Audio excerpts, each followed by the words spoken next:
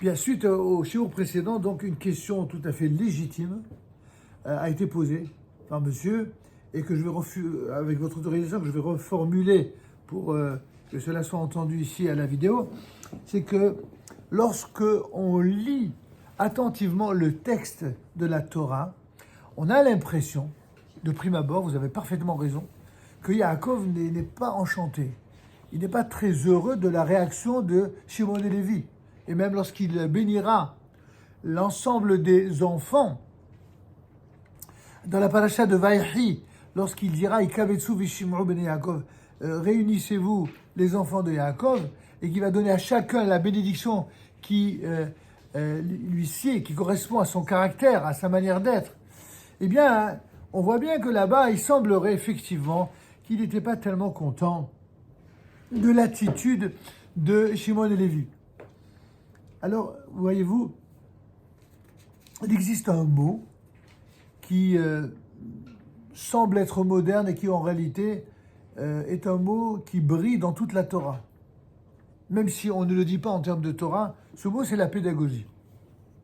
Quand Dieu s'exprime dans la Torah, quand les Hachamim s'expriment dans le Talmud, quand les décisionnaires s'expriment dans le Shulchan Aruch, ils n'établissent pas que des règles ou des sentences, ils expliquent aussi une manière qui s'appelle la pédagogie pour nous enseigner qu'est-ce qu'il convient a priori de faire de manière idéale et qu'est-ce qui est finalement, malgré nous, acceptable lorsqu'on n'a pas le choix.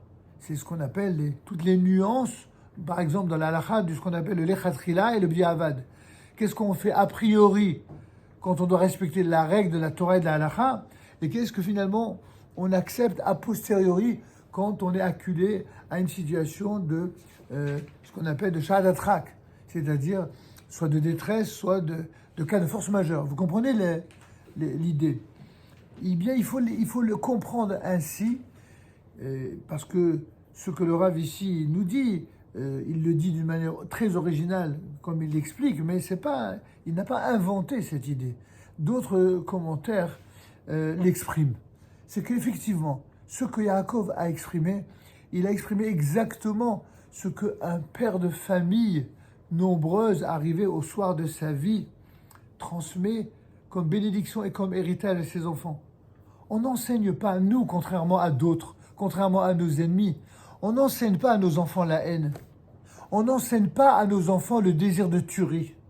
On n'enseigne pas à nos enfants l'amour de la guerre, pour jouir du sang qui coule. C'est ça le message pédagogique de Yaakov. Il veut montrer à ses enfants, mais aussi au monde, attention, quand il y a des situations même limites, même extrêmes, c'est pas l'idéal des Béné Yaakov, des Béné Israël. L'idéal des enfants de Yaakov, des enfants d'Israël, c'est pas de s'enfermer dans une situation où l'on se comporterait comme nos ennemis parce que, en quelque sorte, ils ne nous laissent pas le choix. Et pourtant, c'est ce qui s'est passé. Et c'est pourtant ce qui s'est passé. Et donc, quand il le dit pour qu'on retienne, d'un point de vue pédagogique, qu'effectivement, a priori, on ne doit pas se comporter de la sorte. Et j'abonde et je souscris à 100% à ce que vous dites. C'est comme ça qu'il faut comprendre le message de Yaakov.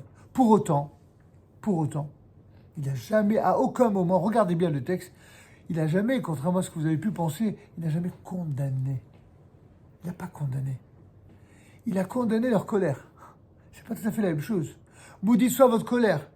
C'est-à-dire que il faut pas agir sous l'élan d'une colère, parce que la colère en général n'est pas bonne conseillère. Mais pour autant, ce que les enfants, je vous signale quand même que Shimon et Lévi sont comptés parmi les tzadikim au même titre que tous les autres frères. Et même si effectivement, dans cet épisode-là, ils ont agi avec une force, un courage et un risque pour leur vie absolument incroyable, je vous signale que c'est grâce à eux que lorsqu'il y aura un remake de la situation face au pharaon d'Égypte devant Yosef, rappelez-vous pour l'histoire on verra ça dans la page de Vaïgash, Yehuda, eh bien, il a eu peur, plutôt Yosef Hatzadik, lorsqu'il a vu que Yehuda, qui était entouré de Yaakov et Lévi, il était prêt à bondir sur Pharaon et sur lui qui représentait Pharaon, je parle de Yosef, il savait que, entre guillemets, il ne bluffait pas. En termes modernes, on appelle ça la dissuasion. Il faut que l'ennemi d'Israël sache que même si nous sommes un peuple moral, que même si nous sommes un peuple qui, a priori, jamais on ne s'abaissera à utiliser des moyens orduriers et pourris comme eux, s'ils ne nous laissent pas le choix. Alors il faut qu'il y ait au sein de notre peuple des êtres humains, parmi nos dirigeants, comme Yaakov et Lévi.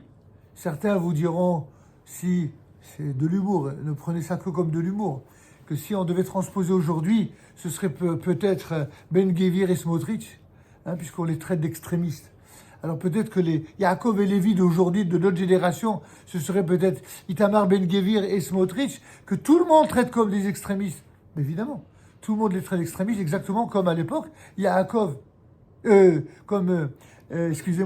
Lévi, Shimon et Lévi, étaient entre guillemets les extrémistes de service.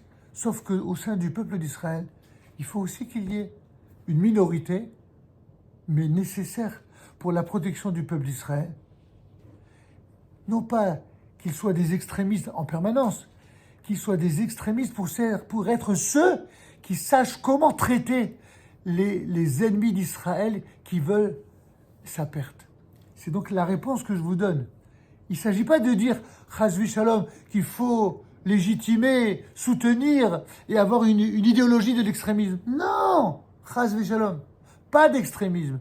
A priori, pas d'extrémisme. Si on a affaire à des gens honnêtes, droits et intègres face à nous, on doit être mesuré, on doit avoir une morale et une moralité sans pareil. Mais face à des gens du Hamas, on a besoin, entre guillemets, d'extrémistes qui traitent ces extrémistes avec le seul et unique langage qu'ils comprennent. Parce que c'est le seul langage qui crée la dissuasion qui permette de les arrêter.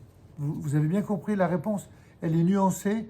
J'espère que vous la comprenez comme étant une réponse modérée, honnête et sincère, et pas du tout un encouragement à l'extrémisme que, a priori, nous fuyons d'un tout au tout exactement comme des vrais Béné Yaakov.